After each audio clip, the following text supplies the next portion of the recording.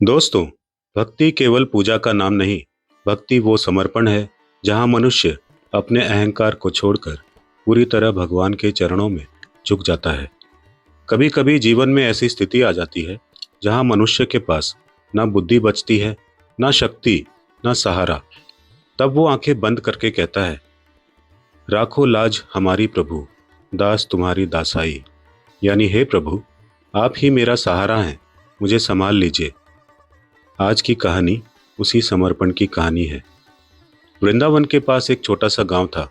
वहां एक वृद्ध भक्त रहते थे, हरिराम। साधारण किसान, छोटा घर, कमाई बहुत कम, लेकिन भक्ति अपार। वे हर सुबह मंदिर जाते, कृष्ण के चरणों में फूल चढ़ाते और बांसुरी की धुन सुनते। आंखें बंद कर शांति में खो जाते। उनका एक ही विश्वास था, जो कुछ होता है प्रभु की इच्छा से होता है।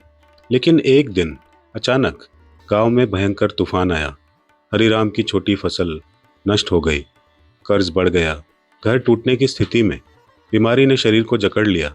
पड़ोसी बोले, लगता है ईश्वर ने तुम्हें छोड़ दिया है। हरिराम मुस्कुराकर बोले, नहीं भाई, मैंने तो प्रभु पर भरोसा नहीं छोड़ा। लेकिन उनके मन में भी तूफान चल रहा था।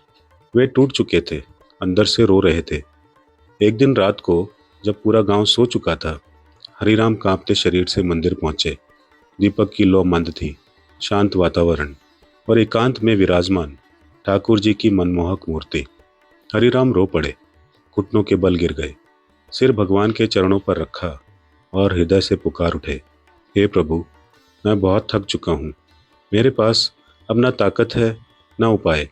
अब आप ही मेरा सहारा हैं। लोग कहते हैं कि भगवान नहीं सुनते, पर मैं जानता हूँ आप सुनते हैं। आज मेरी रक्षा कीजिए, मेरी लाज आपके हाथ में है। वे रोते रहे, आंसू मूर्ति के चरणों को भिगोते रहे। तभी मंदिर में बांसुरी की मधुर ध्वनि गूंज उठी। सारा वातावरण चमक उठा। दीपक की लौ तेज हो गई और हरिराम को लगा जैसे कोई कह रहा हो, दास, भय मत कर, मैं तेरे साथ हूँ। उनके आंसुओं में अचानक शांति उतर आई। हृदय भारी से हल्का हो गया, मिथ्या डर पिघल गया। हरिराम ने समझ लिया, प्रभु ने उनका हाथ पकड़ लिया है। अगले ही दिन गांव के लोग आश्चर्यचकित हो गए। तूफान से एक बचे व्यक्ति, जो एक व्यापारी थे, उन्होंने हरिराम की जमीन का पूरा मुआवजा दे दिया। पास के शहर से डॉक्टर आया और हरिराम का इलाज किया, बिना एक पैसा लिए। गांव वालों ने मिलकर घर ठीक कर दिया और फसल के लिए बीज भी दे दिए। हरिराम ने हाथ जोड़कर कहा, प्रभु, ये मैं कैसे चुका सकता हूँ। अंदर से आवाज आई, भक्ति मत छोड़ना, यही सबसे बड़ा धन्यवाद है। यह पद हमें सिखाता है, जब मनुष्य अपने अहंकार छोड़ देता है तभी ईश्वर काम करते हैं। जब हम कहते हैं मैं करूँगा, तब भगवान चुप रहते हैं। पर जब हम कहते हैं, हे प्रभु, मैं असहाय हूँ, आपका हूँ, तब भगवान कहते हैं, अब देखो मैं क्या करता हूँ। भक्ति का अर्थ है पूर्ण समर्पण, केवल शब्दों से नहीं, पूरे दिल से। ईश्वर भक्त की लाज कभी नहीं तोड़ते।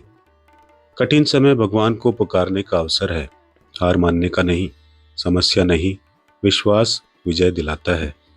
हरिराम जैसे भक्त हमें सिखाते हैं, हार मत मानो, शिकायत मत करो, भरोसा मत तोड़ो, छल, क्रोध और अहंकार से दूर रहो।